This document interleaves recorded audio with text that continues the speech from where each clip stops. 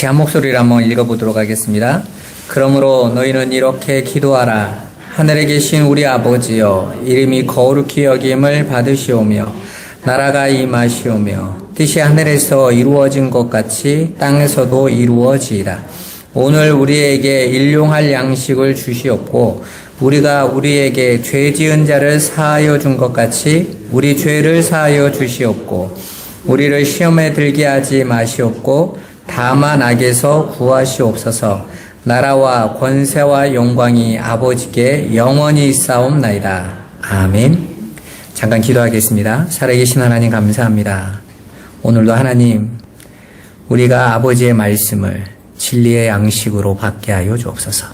그리고 그 양식을 그 하늘의 것, 그 양식으로 먹고 온전히 아버지와 하나 되어지며 아버지의 뜻 안에 온전히 참여하며 거룩하게 되게 하여 주옵소서. 예배의 시종을 주님께 의탁드리오며 예수 그리스도의 이름으로 기도드리옵나이다. 아멘. 오늘 저와 여러분들이 함께 나눌 말씀이 일용한 양식의, 근데 그 양식이 고난의 떡이다라는 제목으로 함께 말씀을 나누도록 하겠습니다. 우리는 계속해서 예수님께서 제자들에게 가르쳐 주신 주기도문에 대해서 배우고 있습니다. 벌써 이게 한 2달째 제가 계속 이 이야기를 해요. 너무 중요한 말씀이기 때문에 그렇습니다. 저는 어렸을 때 이 주기도문을 암송하면 그냥 다 기도가 되는 건 줄 알았어요. 근데 주님이 가르쳐 주신 이 기도에 담겨진 진리의 내용은 알지 못하고 그냥 암송하다 보니까, 그러니까 이게 주기도문이 그냥 말 그대로 그냥 어떤 그 모든 단체들이나 이런 데서 하는 그냥 기도문인 거죠. 네.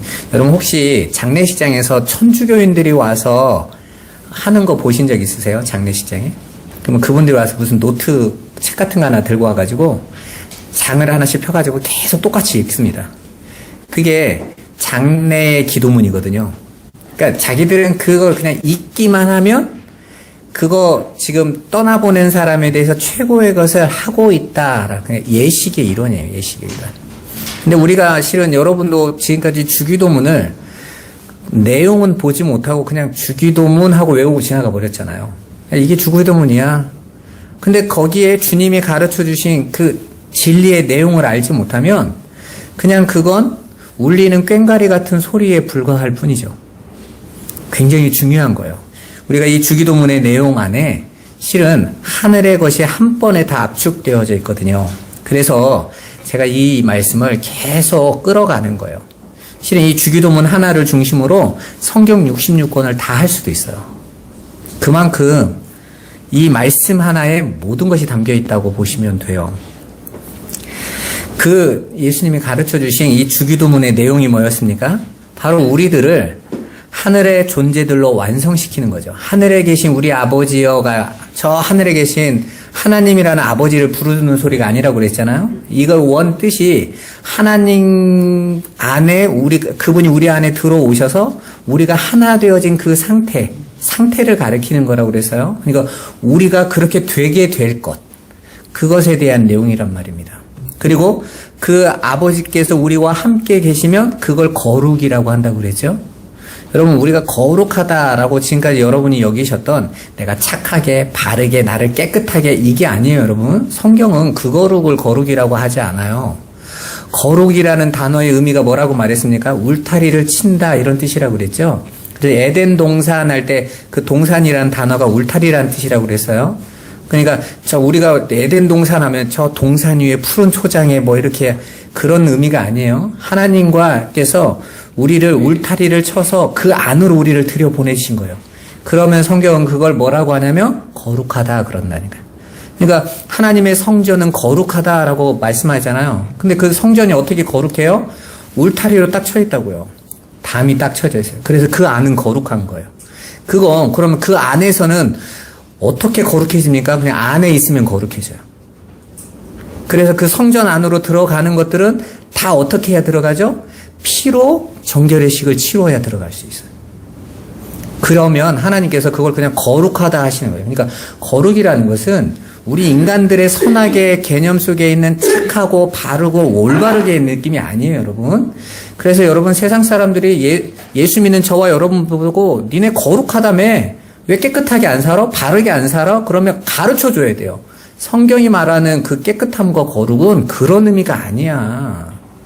내가 깨끗하게 해야 천국을 간다는 것이 아니라 내가 원래 더럽고 추한데 하나님이 예수 그리스도의 피로 나를 싸셔서 덮어주셔서 나를 거룩하다 인정해 주셔 데려간다라는 거지, 내가 훌륭해져서 가는 곳이 아니야. 천국은 이렇게 가르쳐 줘야 돼요. 근데 그걸 우리는 지금까지 어떻게 했냐면 우린 남보다 더 깨끗해 이렇게 증명하려고 하니까 세상에서 봤을 때는 안 깨끗하잖아요. 자기들보다도 부족하잖아요. 그러니까 자꾸 그들이 하나님을 보지 않고 예수 믿는 사람들의 행동을 보는 거예요. 그게 아닙니다. 저와 여러분들은 우리를 통해서 하나님을 보여줘야 되는 자들이에요. 우리가 깨끗하면 사람들은 우리를 보죠. 여러분, 많은 사람들이 교회를 나올 때 교회 다니는 누군가가 참 멋있어서 나온 사람들도 많아요. 그런데 하나님이 저와 여러분을 증인 세우신 것은 저와 여러분이 아니라 그럼에도 불구하고 우리를 거룩하다 여겨주시고 깨끗게 하신 그 하나님을 드러내려고 하신단 말입니다. 그게 성경이 가르쳐 주는 거예요. 그렇게 하나님이 우리와 함께 하나가 되어지면 그걸 거룩이라고 하고 그걸 또 뭐라고 해요? 나라다라고 말한단 말입니다. 그렇게 하나님과 우리가 함께 되면 우리는 그 하나님의 통치 안에 거하는 거니까 그게 나라라고 하고 그게 아버지의 뜻이 이루어지는 거라는 거예요. 그러니까 하나님은 반드시 내가 그 뜻 이루겠다라는 거죠. 근데 그것을 이루기 위해서 반드시 성도를 그 상태로 만드는 게 뭐라고 그랬습니까? 일용한 양식이란 말입니다. 일용한 양식. 그러니까 그 일용한 양식은 그냥 우리가 매일같이 필요한 거 채워주셔 이런 수준의 양식을 이야기하는 게 아니에요, 여러분. 그래서 예수님도 그러시잖아요. 너희가 세상 사람들 같이 무엇을 먹을까, 입을까, 마실까 그거 구하지 마. 세상 사람들은 그거밖에 모르니까 그거라고 여기지만 너희들은 이제 하늘의 것을 봤잖아. 하늘의 양식이 뭔지를 깨달았잖아. 그거 구해라는 거죠. 그래야 마태복음 6장에 있는 이 일용한 양식과 이방인처럼 무엇을 먹을까 마실까 입을까 구하지 말라는 말이 충돌이 안 일어나요. 다른 차원의 양식이란 말이에요. 그런데 만약에 이 일용한 양식과 이방인들이 구하는 양식이 똑같은 종류의 양식이 되면 예수님이 한 입 가지고 두 말 한 꼴이 되는 거잖아요. 자기 백성들에게는 일용한 양식 구하라고, 너희들은 무엇을 먹을까 마실까 필요한 것들 다 구하라고 해놓고 이방인들이 구하는 건 나쁜 거라고 말하는 거하고 똑같은 얘기잖아요. 아니란 말입니다. 차원이 다른 양식에 대한 이야기예요. 그래서 예수님께서 이 땅에 그 일용한 양식으로 오신 거예요. 친히 자신이 양식이 되셨죠. 그래서 예수님이 내가 떡이다, 내가 생수다, 그래서 나를 먹고 나를 마시면 너희가 영생, 생명을 얻어 라고 말씀하신 거예요. 그러한 내용을 가르쳐 주기 위해서 성경 전체에서는 그러한 모형들이 계속 설명되어져요. 여러분, 창세기 2장에 보면 하나님께서 사람을 지으시고 2장 7절에 이렇게 말씀하세요. 사람을 지으시고 지으면 끝난 게 아니에요. 정작 그 사람이 살아있는 존재가 되기 위해서는 반드시 그 사람에게 뭐가 있어야 되죠? 생기가 있어야 된단 말입니다. 그래서 하나님이 사람을 지으셨고 지으신 자의 코에 생기를 불어 넣으셨더니 그가 비로소 살아있는 존재가 됐다 이렇게 말을 해요. 그 생기라는 그 단어를 호흡이라고도 하고 숨이라고도 하고 성경에서는 바람으로도 표현하고 영으로도 표현하고 이렇게 이야기를 한단 말입니다. 그러니까 그 호흡, 그 생기 그걸 받아야 되는데 예수님이 말씀하셨잖아요. 그걸 사람 안으로 먹어지고 들어와지는 거기 때문에 성경에서는 양식으로 표현해요. 떡, 고기, 양식으로 표현을 한단 말입니다. 그래서 저와 여러분들이 우리 안으로 그 생명이 들어오는 것을 우리가 그걸 알 수가 없잖아요. 그 말이 뭔 말인지도 깨닫지도 못해.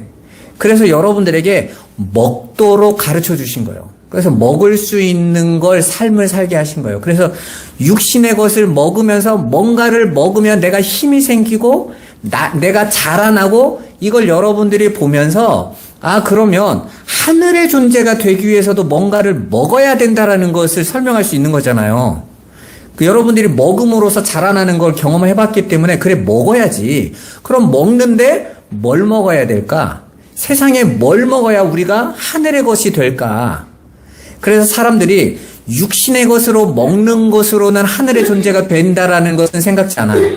그래서 대부분 사람들이 뭘로 자신들이 구원받을 수 있다고 생각하냐면 자신들이 내놓은 착한 마음이나 행동들, 좋은 것들, 이런 것들을 하면 그렇게 내가 깨끗하게 되어지면 천국 간다고 생각하는 거예요. 그게 먹는 거라고 생각하는 거라요. 그래서 자신들이 내놓은 행위나 열심이나 이런 것들을 자신이 쌓아놓은 부와 똑같은 걸로 챙겨요. 그래서 사람들은 자신들의 업적 안에 자신들이 남을 도와주고 착하게 사는 거, 이걸 다 업적으로 챙기죠. 그게 양식으로 쌓은 거예요. 성경은 그거 모든 것이 다 양식이다 이렇게 말을 하는 거예요. 그런데 그 착함 쌓아도 양식이 안 돼. 그 양식은 누가 주는 거라는 거죠? 내가만 줘 그러시면 하나님만이 주신다는 거예요. 그래서 창세기 2장부터 하나님이 그 코에 생기를 불어넣으셨고 계속 하나님이 양식으로 세상에 보여주시는 거예요. 아담과 하와가 선악과를 따먹고 이제는 죽은 자가 되었어요. 그때 하나님께서 아담과 하와를 살리시기 위해서 하신 일이 뭡니까? 가죽옷으로 그들의 부끄러움을 덮으세요. 모형부터 처음부터 보여주시는 거죠. 그리고 노아 홍수 때 모두가 저주의 물에 빠져 죽어갈 때 노아가 어떻게 살아납니까? 방주 안에서 살아나요. 그런데 노아가 방주 안으로 들어가서 살았을 때 방주는 정작 물에 어떻게 된 꼴이 되는 거죠? 빠져 죽은 꼴이 되는 거잖아요. 방주 자체는 물에 빠져버린 거죠. 죽은 거예요, 방주는. 그리고 6월절 이스라엘 백성이 애굽에서 노예되어졌을 때 어떻게 해서 나옵니까? 애굽의 9가지 재앙이 다 쏟아져도 그 애굽은 꿈쩍도 하지 않아요. 어떠한 것으로도 안 돼요. 그런데 어린 양이 죽고 그 어린 양이 이스라엘의 죄를 감당하고 죽어버려요. 원래는 다 죽어야 되잖아요. 하나님께서 죄를 가진 자는 다 죽이겠다. 애굽 안에 있는 모든 장자는 다 죽이겠다 이렇게 선언을 하셨어요. 근데 어떻게 이스라엘은 살게 됐습니까? 이스라엘의 장자를 대신해서 다른 장자가 죽은 거예요. 6월절 어린 양으로. 그건 바로 하나님께서 보내주신 첫 장자인 예수의 죽음을 이야기한 거죠. 바로 그 이야기로, 그 생명으로 살아나게 되는 것. 왜 하나님께서 이 역사를 그렇게 펴가시냔 말입니다. 바로 그 하늘의 양식을 우리에게 가르쳐 주기 위함이에요. 그런데 이렇게 말씀하시죠. 6월절 어린 양의 고기는 우리가 지지난주에 고기, 저녁에 고기, 아침에 떡을 배웠지만 고기는 그날 먹고 남은 것은 어떻게 하라고 명령하세요? 소각해라. 그걸 다음날도 먹고 다음날도 먹고 다음날도 먹으면 안 돼. 고기는 그날로 끝이에요. 예수 그리스도의 십자가는 이 역사 속에 한 번 섰으면 끝이에요. 더 이상 그 예수 그리스도의 십자가 예수를 보면서 얼마나 아프셨을까, 얼마나 힘드셨을까, 난 그 예수님 아픔 아직도 생각하면 가슴 아파. 그래서 나는 교회 열심히 다니고 그 예수님 섬길게. 그러면 안 된단 말이에요. 그 고기는 그 예수 그리스도의 생명을 설명하는 것으로 끝나야 돼요. 우리는 그렇게 죄인이다라는 걸 드러내고 끝나셔야 돼요. 그리고 나서 어떡합니까? 다음 날부터 6월절과 연결되어진 절기가 무슨 절기죠? 무교절이에요. 바로 무교절로 넘어갑니다. 무교절은 며칠 동안 진행되냐면 7일 동안 진행돼요. 7이라는 숫자를 설명해 드렸죠? 창조의 숫자라고. 하나님께서 천지를 창조하시고 마지막 안식하는 그 모든 시간이 며칠이에요? 7일로 설명된다고요. 그래서 무교절의 7일은 저와 여러분들이 예수 그리스도로 말미암아 6월절 어린 양으로 구원받은 하나님의 백성들이 이제 온전히 하나님의 안식 안으로 들어가는, 온전히 하나님의 백성으로 완성되는 이 인생의 시간을 가리키는 거예요. 그럼 그 시간 동안 그게 무교절이 돼야 되는 거고, 그러면 저와 여러분은 지금 어떤 절기의 삶을 사는 거예요? 무교절의 절기를 살고 있는 거예요. 근데 그 무교절에는 뭐만 먹어야 된다고 그랬어요? 누룩 없는 떡만 먹으라고 그랬어요. 무교병만 먹어야 된다. 그죠? 오늘 그 무교절에 무교병을 왜 먹어야 되는지 한번 봐보세요. 출애굽기 12장 15절 17절 한번 같이 읽어보겠습니다. 너희는 이래 동안 무교병을 먹을지니 그 첫날에 누룩을 너희 집에서 제하라. 무릇 첫날부터 일곱째 날까지 유교병을 먹는 자는 이스라엘에서 끊어지리라. 너희는 무교절을 지키라. 이날에 내가 너희 군대를 애굽 땅에서 인도하여 내었음이니라. 그러므로 너희가 영원한 규례로 삼아 대대로 이날을 지킬지니라. 아멘. 이 무교절의 규례는요, 구약에만 국한된 게 아니에요. 무슨 규례라고 그래요? 영원한 규례예요. 그러니까 그렇게 절기의식은 예수 그리스도 안에서 끝났지만 그 무교절이 가지고 있는 의미는 계속해서 지속된단 말이에요. 그럼 그게 무엇인지를 저와 여러분은 알아야죠? 하나님의 교회의 그 안산홍 증인회는 지금도 무교절을 지켜야 되고 유월절 지켜야 되고 그러잖아요. 혹시 만나보셨어요? 그런 사람들? 왜 성경대로 안 하냐고. 성경대로 하고 있는 거예요. 그 안에 담겨져 있는 내용이 뭔지를 알아야 되는 거죠. 하나님께서 이스라엘에게 무교절을 지키라고 명령하시는데 그 이유가 뭐라고 나오죠? 무교절을 지켜라. 그래놓고 뭐라고 말씀하세요? 너희가 애굽에서 나왔으니 이제는 애굽의 것이 아닌 것으로 먹으라는 거예요. 애굽의 것이 뭐였다라는 거죠? 누룩 있는 떡이었다라는 거예요. 한마디로 광야로 나온 사람이 애굽의 고기, 애굽에 있었던 누룩 담긴 떡을 먹으면 안 된다는 거예요. 어느 정도로 강력하게 얘기하십니까? 유교병을 먹는 자들은 이스라엘에서 끊어지리라 그랬어요. 그 말은 너 이스라엘로 내가 삼아줬는데 이제부터 똑바로 안 하면 끊겠다라는 말이 아니라 그들은 원래 이스라엘이 아니었다는 뜻이에요. 이 말은. 그러니까 내 백성은 예수님이 말씀하셨잖아요. 하나님이 내게 맡긴 자는 하나도 잃지 않았습니다 했으니까 그러면 이스라엘에서 끊어진다라고 말씀하고 계시는 것은 그들은 창세전부터 이스라엘이 아니었다는 뜻이에요. 그러니까 내 백성은 반드시 무교병을 먹게 돼 있다는 거예요. 그리고 내가 반드시 무교병을 먹일 거라는 거죠. 왜? 그래야 그들이 온전히 하나님의 백성, 하나님과 함께 되는 상태가 될 거다라는 뜻이에요. 그래서 지금도 이스라엘 사람들은 무교절 기간에는 누룩 넣은 떡을 지금도 먹지 않아요. 그죠? 그리고 집안에서 누룩을 계속해서 찾아 청소합니다. 깨끗이 치워요. 무교절 기간 동안에는. 그리고 그들은 철저하게 누룩을 없애는 의식을 진행해요. 의식만 진행해요. 가지고 있는 의미와 뜻을 모르니까 의식만 치르고 있는 거죠. 우리가 하나님이 말씀하신 진리를 알지 못하면요. 열심히 행위만 해요. 교회 나오고 예배 드렸다, 기도했다, 헌금했다 여기에 집착하는 거예요. 그런데 정작 담고 있는 의미를 깨닫지 못하면 다른 거 하고 있는 거죠. 하나님께서 내가 언제 그거 해달래? 그러잖아요. 이스라엘 백성이 열심히 절기 지키고 열심히 성전 가서 제사했는데 이사야서에 보면 하나님 뭐라고 말씀하세요? 야 그만 좀 하라. 피비리 낸다.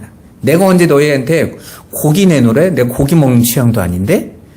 그 말은 뭔 말이에요? 여기에 담은 의미가 있는데 의미는 깨닫지 못하고 의식만 치르고 있네? 그러면 모든 종교가 다 하나로 통일돼요. 모든 종교가요. 의식을 진행하면 된다고 자꾸 말을 해요. 아닙니다, 여러분. 제 어떤 목사님이 그 통합교회 목사님이셨는데 저한테 그런 걸 가르쳐 주시더라고요. 그 WCC 제가 전에 한번 말했죠? 무슨 예배문이 있어요. 그 예배 순서 그대로 하면 하나님께 예배가 된다는 거예요. 너무 확신하셔서 말씀하시더라고요. 그래서 제가 끝나고 나서 우리 동기들한테 그랬죠. 저럴 일은 없어. 근데 또 동기들도 다 그러더라고요. 아니 예배 형식만 갖췄다고 하나님 받으시는 예배가 되냔 말이에요. 근데 WCC 이 종교 통합 운동 쪽에서는 그 순서만 하면 예배다라고 말을 선언한 거예요. 절대 그럴 수 없습니다, 여러분. 그래서 저 아프리카에 부족민이 없는 토템 신앙도 다 하나님께 예배 드리는 거니까 우리 다 하나 되자 이렇게 그 순서대로 해서 무서운 겁니다, 여러분. 지금 한국교회가 그렇게 WCC로 점점점 왜? 그러면 사람들한테 욕먹지 않으니까 절도 그렇게 하자고 하고 그러면 이게 천주교가 만들어낸 작품이거든요. WCC. 거기에 가면요. 그 예식안으로 들어가면 그 예식만 흉내내는 자들이 될 뿐이에요. 그런데 하나님은 이스라엘이 먹는 그 무교병을 가르쳐서 그 애굽에서 구원하는데 그 구원하기 위해서 반드시 필요한 게 무교병인데 그 무교병을 고난의 떡이라고 부르신다라는 거예요. 이걸 오늘 저와 여러분들이 왜 고난의 떡이라고 할까? 이게 무엇인지 좀 살펴보셔야 돼요. 신명기 16장 3절 4절 같이 한번 읽어보도록 하겠습니다. 유교병을 그것과 함께 먹지 말고 이래 동안은 무교병 곧 고난의 떡을 그것과 함께 먹으라. 이는 내가 애굽 땅에서 급히 나왔음이니 이같이 행하여 내 평생에 항상 내가 애굽 땅에서 나온 것을 기억할 것이니라. 그 이래 동안에는 내 모든 지경 가운데에 누룩이 보이지 않게 할 것이요 또 내가 첫날 해질 때에 제사 드린 고기를 밤을 지내 아침까지 두지 말 것이니라. 아멘. 무교병은 고난의 떡이라고 불리죠. 그렇다면 그 고난의 내용이 뭐죠? 애굽에서 빠져나오는 것이었어요. 그러니까 야 내가 급히 애굽에서 나왔네 기념하라는 떡이 아니라 그 떡이 너를 애굽에서 건져내는 떡이기 때문이다 라는 뜻이에요. 그러면 왜 하나님께서 그 애굽에서 나오는 것이 고난이라고 말했을까요? 여러분, 애굽은 누룩 있는 떡이다. 그 떡을 상징해요. 그리고 그 애굽은 어떤 나라냐면 인간의 가치를 드높이고 인간의 존재를 증명하려고. 그러니까 하나님이 아니라 나의 만족과 나를 자랑하기 위해서 살아가는 곳. 그게 애굽 바벨론인 거예요. 그걸 세상이라고 그러잖아요. 그런데 그 세상을 대표하는 애굽을 하나님께서 나오게 하는데 반드시 그 무교병을 먹어야 돼요. 그런데 그게 왜 고난의 떡일까요, 여러분? 좋은 거잖아요, 애굽에서 나오는 거. 여러분 한번 생각해 보세요. 이스라엘이 6월절 어린 양의 피를 바르고 나서 애굽에서 나올 때 몸은 나왔지만 뭐는 안 나왔죠? 애굽의 가치관과 세계관, 행동 양식은 그대로 애굽이었어요. 그죠? 그래서 그들은 광야에서도 끊임없이 어디를 추억했습니까? 애굽의 것이 좋았어. 애굽의 삶. 그리고 그들이 광야에서 하나님 앞에 심판받았던 행동들이 뭐였어요? 애굽이 가지고 있는 가치평가 기준으로 교회에서 요구한 거예요. 광야 교회에서. 그래서 심지어는 모세의 자격도 논란이 있었고, 그리고 아론의 자격도 따졌죠. 각 지파의 두령들이 와가지고 니네 형제가 다 해쳐먹네 그러면서 아론 보고 네가 뭔데 제사장이야? 네가 우리보다 더 많이 배웠어? 네가 우리보다 더 훌륭해? 네가 우리보다 더 나아? 대체 네가 무슨 자격으로 제사장을 하는 거야? 이렇게 따졌잖아요. 그러면서 너희들이 이 백성들을 속이고 있는 거다 이랬어요. 그래서 하나님께서 각자 향로와 지팡이 들고 오라고 가지고 또 그거 가지고 12지팡이에게 보여주셨잖아요. 야, 아론이 훌륭해서 제사장이 되는 게 아니야. 내가 세운 거야, 내가 세운 거. 그러니까 애굽이라는 곳은 어떤 곳인 거예요? 다 각자가 자신의 힘과 기능을 발휘해서 나를 증명해서 나를 높이는 곳이에요.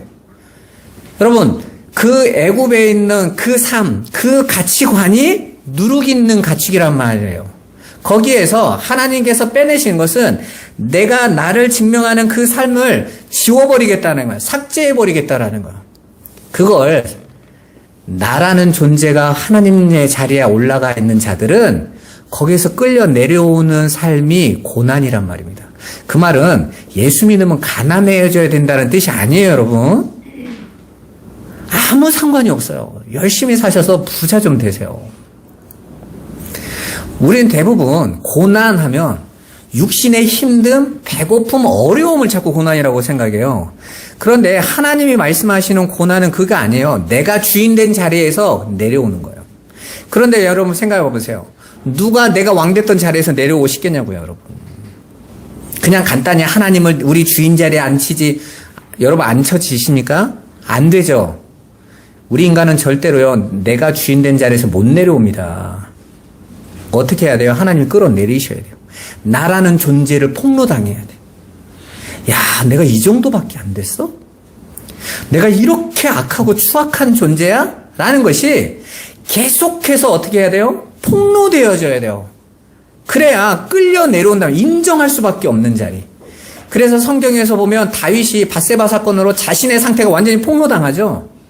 다 폭로당하는 거예요. 바울도 이 사망의 몸에서 난 못 빠져나오겠구나 하고 폭로당하는 인생으로 끌려간다니까요. 그런데 성경은 그게 복음이다라고 그래요. 우리가 아까 잠깐 읽었던 교동문에서도 그러잖아요. 악을 행하는 자마다 빛을 미워하나니. 왜요? 왜 빛을 왜 미워하겠어요? 들키니까. 빛 앞에서는 자신의 악이 들키니까 빛을 미워하는 거예요. 그래서 빛으로 나오지 않는데 그럼 누가 빛으로 나와요? 그 악의 폭로됨이 은혜라고 깨닫는 자들만 나오는 거예요. 그런데 사실 그게 은혜라고 표현은 하지만 그 빛 앞에서 자신의 악이 폭로되는 삶은 얼마나 고난스럽겠냔 말이에요. 그런데 그 무교병이 그 떡은 말씀으로 가야 된다고 그랬죠? 신명기 8장에 내가 너희에게 이 광야에서 너희가 먹지 못했던 이 떡만 먹였던 이유는 사람이 떡으로 사는 게 아니라 여호와 입에서 나오는 말씀이다. 그러잖아요. 그냥 떡은 어디로 가요? 양식은 말씀으로 가는 거예요. 말씀이 진리의 양식으로 가는 거거든요. 그러니까 저와 여러분에게 그 무교병, 우리 인간의 가치를 평가함을 완전히 빼버린 하나님의 은혜만 담은 그 말씀이 여러분 안으로 들어오면 여러분 안에 있는 그 죄와 어두움들이 폭로당하게 되는 거예요. 당연히 고난스럽죠. 미치겠죠. 그리고 이 고난의 떡은 애굽에 누룩 넣은 떡과는 다른 누룩 없는 맛없는 형편없는 떡으로 비춰지는 거예요. 그렇다면 그 누룩은 무엇을 말하는가? 왜 대체 누룩을 빼라 넣어라 이렇게 말씀하시는 거예요? 누룩이 무엇인지를 보면 지금 여러분들에게 먹고 있는 그 무교병이 뭔가를 금방 알 수 있겠죠? 마태복음 16장 11절 12절 한번 같이 읽어보세요. 어찌 내 말한 것이 떡에 관함이 아닌 줄을 깨닫지 못하느냐. 오직 바리새인과 사두개인들의 누룩을 주의하라 하시니 그제서야 제자들이 떡의 누룩이 아니요 바리새인과 사두개인들의 교훈을 삼가라고 말씀하신 줄을 깨달으니라. 아멘. 예수님이 제자들에게 바리새인과 사두개인들의 누룩을 주의하라고 하세요. 여러분 그러면 그 바리새인과 사두개인은 뭘 대표하고 있는 자들일까요? 이 세상 인간들의 자기 증명을 대표하는 존재들인 거예요. 바리새인과 사두개인들이 내놓은 그 행위는 세상 사람들, 특히 자신들의 윤리, 도덕적, 율법적 기준이 가장 높은 유대인들에게도 인정받는 자들이었죠. 그 말은 뭔 말이에요? 사람들이 인간들이 내놓은 그 가치, 그 자기 증명의 삶을, 그리고 그 행위들을 사람들은 그걸 가치로 올려놓고 그걸 누가 제일 잘했느냐로 평가해 주잖아요. 오늘날도 그러죠? 목사는 어떻게 살아야 되고, 교회 다니는 사람은 어떻게 살아야 되고, 김수환 추기경 같이 처분은 어떻게 살았고, 그런데 그 안에 항상 걸려있는 게 뭐예요? 청렴, 결백, 깨끗함, 이런 걸로 평가를 하잖아요. 그걸로 가서, 야, 저 사람은 위대한 사람이야. 성인이야. 이렇게 등장하는 거 아닙니까? 그런데, 바리새인과 사두개인들이 그들의 대표란 말이에요. 그리고 그들이 추구하고 따라갔던 게 뭐예요? 율법, 하나님이 주신 말씀을 행위로 해석해서 그걸 누가 더 잘하나, 더 놀랍게 실행할 수 있느냐, 이걸로 평가했단 말입니다. 그래서 그것들로 하여금 자기 자랑 삼은 거예요. 나 이만큼 됐어. 나 이만큼 성숙했어. 나 성화됐어. 이러고 가고 있더란 말이에요. 그런데 예수님은 그걸 뭐라고요? 그들의 그 모습을 누룩이라고 했단 말이에요. 그리고 그 누룩 뭐 하라고 그래요? 주의해라. 그리고 그렇게 가르치는데 너 그런 삶 살라고 너에게 얘기할 텐데 주의해. 말한단 말입니다. 바울은 그 누룩을 이렇게 설명하고 있어요. 고린도전서 5장 6절 8절 같이 읽어보겠습니다. 너희가 자랑하는 것이 옳지 아니하도다. 적은 누룩이 온 덩이에 퍼지는 것을 알지 못하느냐? 너희는 누룩 없는 자인데 새 덩어리가 되기 위하여 묵은 누룩을 내버리라. 우리의 유월절 양 곧 그리스도께서 희생되셨느니라. 이러므로 우리가 명절을 지키되 묵은 누룩으로도 말고 약하고 악의에 찬 누룩으로도 말고 누룩이 없이 오직 순전함과 진실함의 떡으로 하자. 아멘. 여러분 그렇게 누룩을 쫓고 있는 자들의 삶은 자랑한다고 그러잖아요. 나라는 존재에 대해서. 여러분 실은 무교병은요 나의 자랑을 다 빼앗아 버리는 거예요. 그래서 오늘 바울이 뭐라고 말합니까? 오직 우리를 구원하신 분은 유월절 양이신 그리스도뿐이다. 그리고 그 그리스도의 희생으로 값없이 구원받은 우리는 내놓을 게 하나도 없어, 자랑이.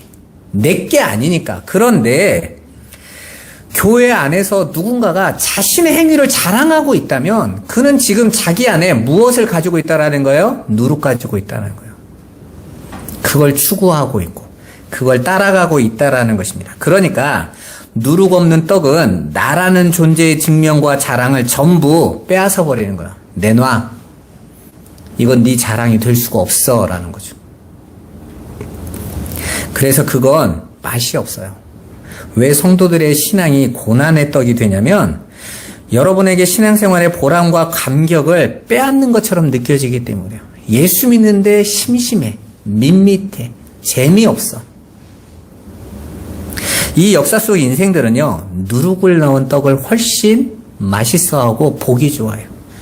여러분, 우리가 뭔가를 희생하고 헌신하고 내놓을 때 사람들의 칭찬과 인정, 심지어는 몰래 내놔도 몰래 내놓은 것이 누군가가 알아봐 줄 때 감격스럽잖아요. 말은 안 하지만 뿌듯해요. 사람들은 그걸 챙겨서 그걸 나의 만족, 나라는 존재는 이만큼도 할 수 있어 라고 챙겨갖고 싶어 한다고요. 그런데 그 무교병은 그 인간의 자존심과 자기의 만족을 완전히 부정해버려요. 쉽게 말해서 예수 그리스도의 십자가 아니면 나는 안 되는 존재지. 끌어내려버린단 말입니다. 그거 밖에는 내놓을 게 없게 만들어요. 그런데 사람들은 그런 떡은 거절해요. 그리고 오히려 그 존재의 만족과 의미를 찾게 해주고 자존심을 채워주는 떡을 원한단 말입니다. 그러니까 교회 안에서요, 교묘해요. 그렇게 우리의 자존심과 자긍심, 자부심, 만족감을 주는 떡으로 누룩을 담아서 설교의 떡을 딱 던지잖아요. 성도들은 환호합니다. 한국교회가 지금까지 그렇게 왔잖아요. 우리가 드려진 성전 지어서 천국 가고 하나님께서 주시는 힘 얻고 이래야 사람들은요, 만족과 기쁨. 내 목사인 나도 이렇게 인정하는데 하나님이 얼마나 기뻐하시겠냐고 하면 흥분하죠. 그러니까 모두가 나라는 존재를 어떻게 받아줄 건가, 인정해 줄 건가. 제가 미국에 가서 목사님은 그런 얘기 하시다고요. 미국의 목사님. 100명의 성도가 있으면 100명을 다 챙겨줘야 돼. 나 알아봐달라. 왜? 미국이란 그 백인 사회 속에서 이 유색인종으로 들어가서 아무도 인정해주지 않고 무시하는데 요즘은 그나마 뭐 문화가 좀 있어서 한국 사람은 한국 사람이야 이러지만 진짜 옛날에는요, 그냥 끼어져 살아가는 존재인 거거든요. 무시하는 저 가난한 나라의 사람이요. 그러니까 아이들부터요, 자기들끼리 기죽어요. 그래서 아이들의 꿈이 백인 남자 사귀는 거예요. 여자아이들이. 온통 그냥 눌려서 살아가는 거예요. 자신감이 없어. 그래서 누구 하나 나를 알아주지 않아. 한국에서 서울대 나오고 연대 고대 나온 미국에 이민을 간 세대면요, 얼마나 똑똑한 사람이 같겠어요. 그런데 거기 가서 고작 하는 게 슈퍼마켓에서 물건 나르고 세탁소에서 세탁물 빨고. 여러분 정말 그러려고 갔겠냐고요. 자식 하나 키워보겠다 갔는데 그 안에서의 그 삶이 얼마나 황당하겠냐요. 잔디 깎고 페인트 칠하고 이러고 살아가니까. 그러다가 교회에 왔단 말이에요. 그 세상에서 정말 사람들에게 인정도 못 받는 완전히 마이너리티로 살다가 교회 안에 그들이 모여왔어요. 교회에서만큼은 나 알아줘라. 그게 미국에 있는 교회들의 현실이거든요. 그래서 목사님이 그러더라고요. 정말 미칠 것 같다고요. 너무너무 힘든 거죠. 그래서 자기 의견이 하나라도 안 받아주면요, 교회 나가버려. 싸워. 그렇게 싸우는 거예요. 여러분 봐보세요. 그렇게 인간의 자존심을 챙겨주는 그걸 떡이라고 하고 고기라고 하는데 그거 먹으면 어떻게 된다고요? 반드시 죽는다. 그래서 하나님께서 메추라기 보내시고 죽여버리신 거예요.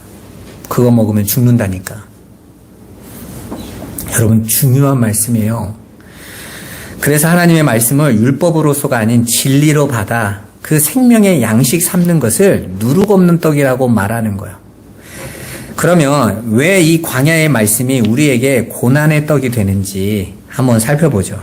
이 무교병이라는 히브리어 뜻 자체가 맞자라는 단어예요. 그런데 이 단어의 어원을 쭉 찾아가면 여러 가지 단어가 있는데 단어의 내용이 빨다, 흡수하다, 묻어두다, 장례를 지내다 라는 뜻이에요. 뭔가 누군가가 죽음과 연결되어져 있는 단어와 많이 연결되어져 있죠.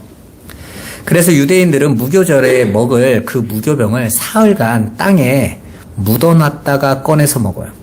뭔 의미인지 몰라. 그게 의식이란 말입니다. 그런데 우리는 그 의식이 무엇 내용인지 알죠?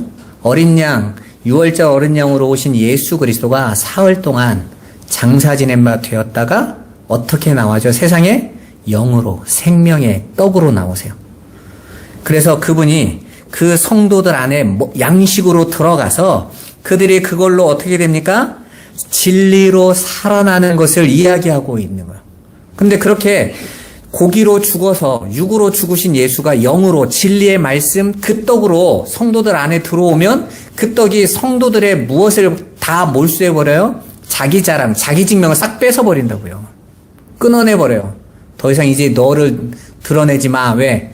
네가 내놓은 건 하나님 죽인 거밖에 없으니까 너의 자랑은 없어. 내가 너를 구원하는 은혜뿐이야 라고 고백하게 만들어버리는 것입니다.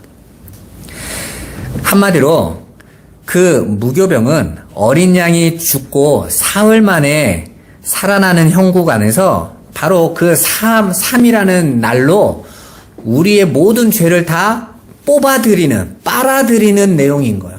그러니까 예수의 죽음은 우리의 죄를 그분이 다 어떻게 한 거예요? 가져가시는 거죠. 흡수해버리시는 거예요. 그래서 공생의 기간에 예수님 앞에서 모든 병든 자, 죽은 자, 문둥병자 일어나는 자들이 다 치료받는 장면이 왜 등장합니까? 그 병이나 그리고 그 죽음이나 이건 다 무엇에 대한 이유, 무엇으로 나온 결과물들이죠? 죄의 결과물들이잖아요. 죄의 싹은 사망이었으니까. 그런데 예수님으로 말미암아 그 죄 죽었던 자들이 살아나고 병든 자가 살아나고 문둥병이 살아났다는 거 그들이 가지고 있었던 죄의 증상들이 누구에 의해서 다 흡수돼 버린 거예요? 예수님이 다 가져가 버리신 거죠. 빨아들인 거예요. 그게 바로 무교병이란 말입니다. 성경에서 말하는 그 죄라는 것은 나를 증명하기 위한 인간들이 내놓은 모든 것들인 거예요. 그걸 다 가져가시는 것이죠. 그것이 우리가 먹는 진리의 말씀입니다. 그리고 그 무교절의 일주일 동안에 무교병을 먹는다라는 것은 바로 그 예수 그리스도만이 우리를 살리는 양식이라는 것을 인정하라는 거예요. 그것만 깨달으라는 것입니다. 그것 자체가 나를 부인하는 거라니까요. 인간의 선악 기준에 서서 내가 하나님처럼 되고자 하는 자들은 절대로 나를 일이라도 의지하는 게 있으면 그 예수만 의지할 수 없어요. 그러니까 7일의 기간 동안에 우리 안에 나라는 존재, 그 의지하던 것들을 완전히 뽑아내 버리시겠다라는 거예요. 그래서 하나님의 말씀이 검으로 우리 안으로 뚫고 들어오신 거예요. 그 양식인데 양식의 말씀이 메스가 돼서 우리 안으로 들어오시죠. 히브리서 4장에 어떻게 하세요? 좌우의 날선 어떤 것보다도 예리하여 혼, 영, 관절, 골수를 찔러 쪼개며 우리의 마음과 생각까지도 다 감찰해서 다 드러내신다는 거예요. 그래서 뭘로 드러내요? 죄, 어두움, 악이라고 폭로해내버리세요. 그리고 그것들을 어떡합니까? 다 몰수해버리세요. 그러니까 그 하나님 앞에 서 있는 자들이 자기를 자랑할 게 아무것도 없는 거예요. 왜? 다 죄인데 어떻게 자랑을 해요? 그래서 무엇만 고백해요? 베드로가 고백한 것처럼 다른 이름은 없나니 천하에게 구원 얻을 이름은 예수 그리스도 한 분뿐이다. 그래서 바울이 똑같이 나는 그리스도 십자가 외에는 아무것도 말하지 않기로. 왜? 그거밖에 없어. 내놓을 게 어디 있어 내가. 그 말을 다른 말로 하면 나는 죽고 그리스도께서 사신 것이다. 그렇게 내가 부인되어지기 때문에 고난이 되는 거예요. 또한 무교절 기간에 누룩을 제거해야 하는 것처럼 우리를 하늘의 존재로 완성하기 위해서 이 땅에서 그 7의 기간 동안 사는 성도들에게 여전히 남아있는 나라는 자아를 숭배하는 그 누룩을 다 제거하는 기간인 거예요. 역대기에 보면 그 무교절 의식이 아주 잘 나와요. 그러니까 우리 인생에서 어떤 삶을 살아가야 되는지가 잘 나와요. 역대하 30장 21절 22절 한번 읽어보겠습니다. 예루살렘에 모인 이스라엘 자손이 크게 즐거워하며 7일 동안 무교절을 지켰고 레위 사람들과 제사장들은 날마다 여호와를 칭송하며 큰 소리 나는 악기를 울려 여호와를 찬양하였으며 히스기야는 여호와를 섬기는 일에 능숙한 모든 레위 사람들을 위로하였더라. 이와 같이 절기 7일 동안에 무리가 먹으며 화목제를 드리고 그의 조상들의 하나님 여호와께 감사하였더라. 자, 바벨론에 포로로 갔어요. 이유가 뭐죠? 바로 하나님 섬김에 실패한 거예요, 이스라엘이. 그죠? 아버지의 말씀을 못 알아듣고 자꾸 딴 거 내놓으니까 에레미야가 너희들 반드시 포로에 대해서 갈 거야. 왜? 다시 설명해 줘야 되니까, 복음을. 그래서 어떡합니까? 7이라는 숫자를 아예 이 세상에 다시 400년의 상태처럼 바벨론의 포로로 집어넣어 버리셨어요. 그리고 다시 어떡합니까? 하나님께서 다시 거기서 이들을 불러내세요. 구원을 다시 설명해 줘야 되니까. 하나님의 은혜로 그들의 힘과 애씀이 아니라 갑자기 고레스라는 왕이 어디서 나타난지도 모르는 왕이, 정통도 아닌 사람이 갑자기 하나님의 계시를 받고 왕이 돼버렸어요. 그런데 그가 뭐라고 말합니까? 그 만군의 하나님께서 내게 말씀하셨다. 이스라엘을 고국 땅으로 보내라고. 아무 조건 없이 보내버린 거예요. 이해가 됩니까? 말도 안 되죠. 수많은 나라를 통합했거든요. 그런데 이스라엘만 보내라 그랬단 말이에요. 이스라엘이 자기네 땅으로 왔어요. 어안이 벙벙하겠죠. 70년 동안 있다가 다시 왔으니까. 그리고 나서 그들이 하나님 앞에서 무교절을 지키는 거예요. 이제는 그게 무엇인지 알았어요. 하나님 은혜뿐이었네요. 우리가 여기에 노력해서 온 것도 아니고 독립투쟁한 것도 아니고 그냥 하나님이 우리를 어떻게 이 안으로 보내셨습니까?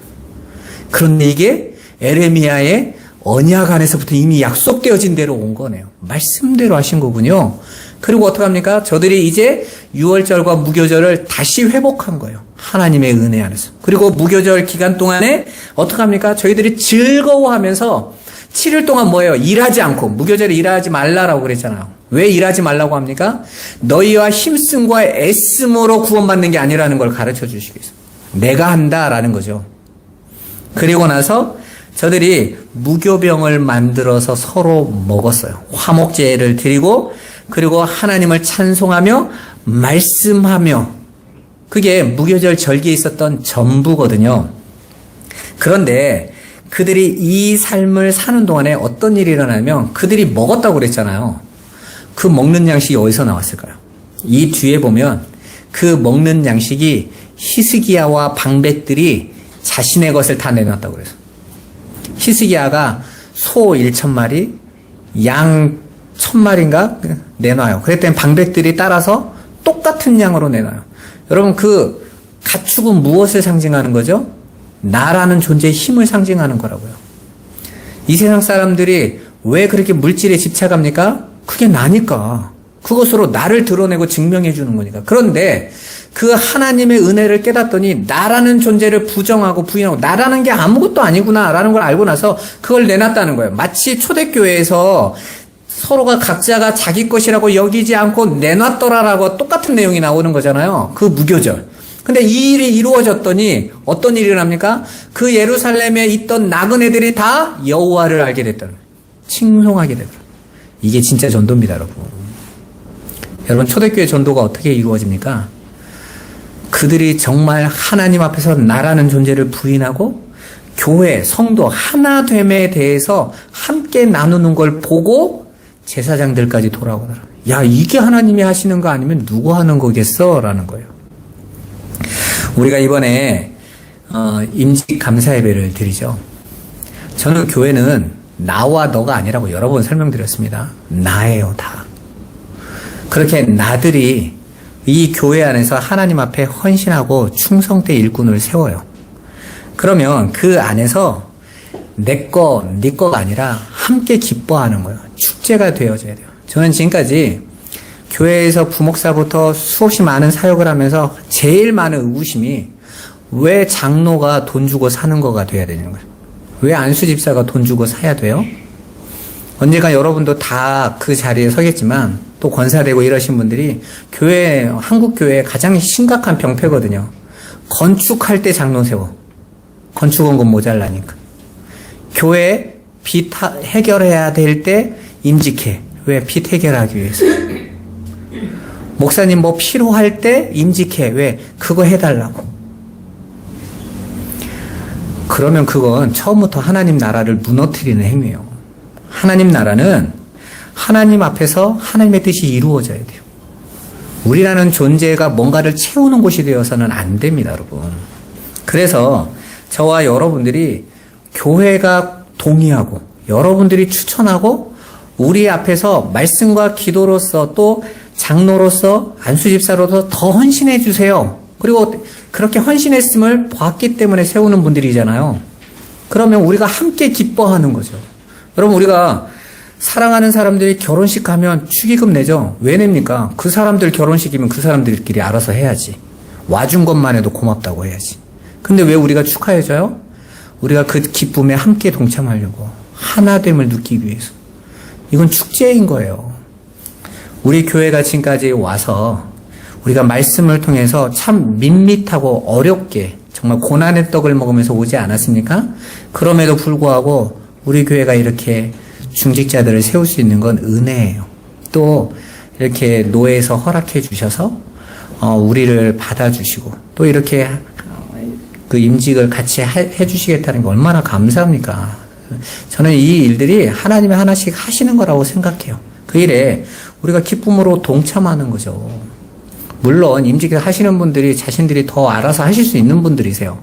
하지만 저는 그거보다 그분들도 하시겠지만 성도가 자그마치만 같이 동참하고 기뻐하는 거죠. 그래서 우리 임직 전체 진행하시는 조승균 일사님이 또 얘기하셔요. 그렇게 했으면 좋겠다. 왜냐면 우리가 그렇게 안 봐봤으니까. 우린 지금까지 교회에서 임직하면 임직자들에게 얼마씩 내세요? 장로 얼마? 권사 얼마? 맨날 이런 것만 봐왔잖아요. 근데 여러분 그거 보면서 이게 정말 중직자를 이렇게 세워야 돼? 내가 이런 중직을 받아야 돼? 라고 고민 안 해보셨어요? 전 너무 고민 많이 했어요. 옛날에 저희 큰형님이 한번 그런 얘기 하시더라고요. 야, 나도 교회 가면 장로 금방 될 수 있어. 그 돈 주면 사는 거. 그때요, 제가 청년 때였거든요. 내 마음에서 얼마나 자존심이 상했는지 몰라요. 내가 믿는 그 하나님, 내가 확신하는 그 하나님 나라가 그때 우리 형이 안 믿고 이렇게 했을 텐데 비웃음의 대상이라는 게 너무 속상한 거예요. 그리고 왜 교회에서 이 일을 계속 할까? 이게 무슨 믿음을 증거할까? 어떤 목사님 그러더라고요. 물질로 그분의 믿음을 본대. 아니, 그러면 물질로 보기 전에 그분을 세우지 말았어야지. 그때 확인해.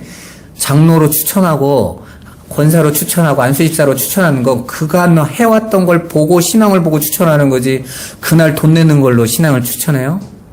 어떤 분은 저한테 그러는 장로 후보 5이 있는데 목사님 다 불러서 딱 한마디씩만 물어본 거예요. 3천만 원 헌금할 수 있는 분. 그럼 누가 그 3천만 원을 갑자기 헌금하겠어요?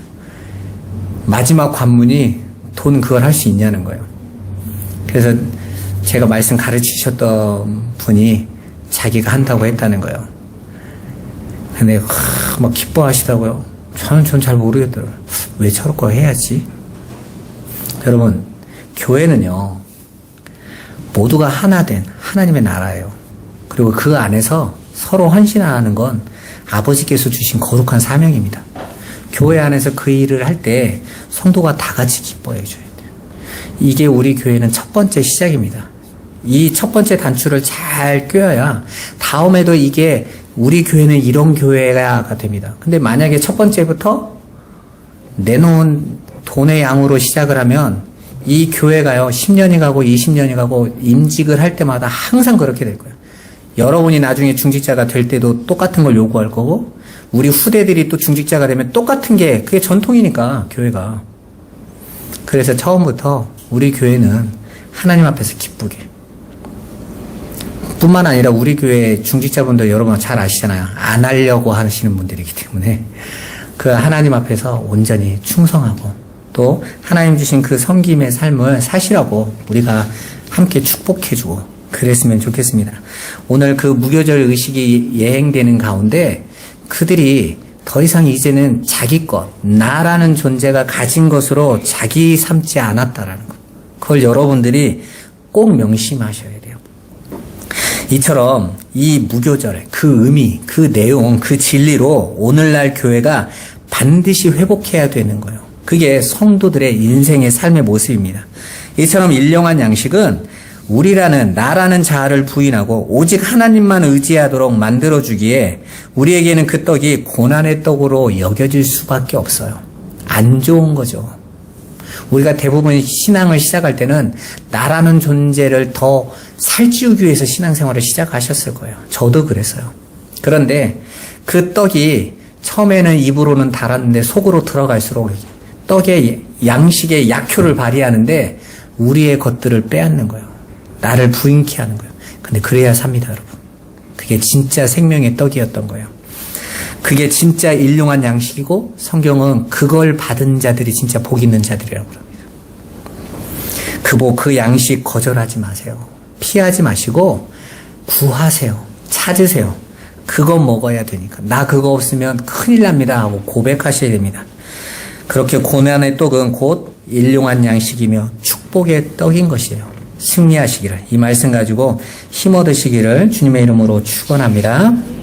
기도하겠습니다. 살아계신 하나님, 아버지께서 우리에게 주시는 일용한 양식은 세상의 떡이 아니요, 또 저녁의 떡도 아니요, 아침의 떡, 영광의 떡, 아버지의 뜻을 온전히 알게 되는 진리의 떡임을 알게 됩니다. 그리고 그 떡이 우리 안에서 우리 옛사람들, 나를 부인하고 내가 힘으로 여기고 있는 그 세상의 것들을 돌아보게 하기에 고난의 떡이라고 불리었습니다. 아버지, 그러나 사실은 그게 진짜 생명의 떡이요, 또 참된 양식임을 우리가 알게 하셨사오니 이제 우리가 무엇을 구해야 될지 깨닫고 아버지 앞에 서게 하여 주옵소서. 예수 그리스도의 이름으로 간절히 기도드리옵나이다. 아멘.